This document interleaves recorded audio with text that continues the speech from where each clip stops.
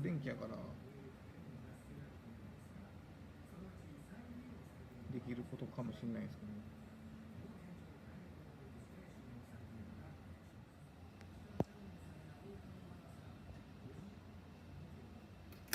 けど、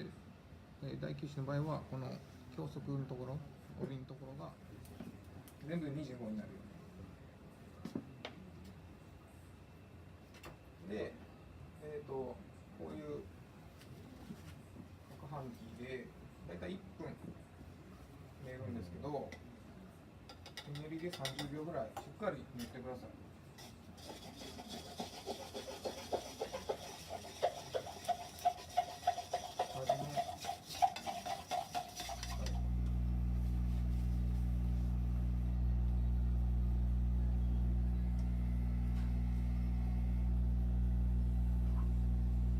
内面は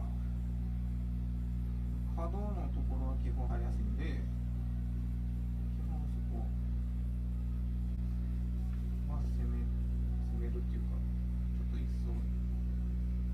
つけていうくらいです。で、かぶせてもう流すだけ。あんまりバイブレートもきつくないようにないのでやってください。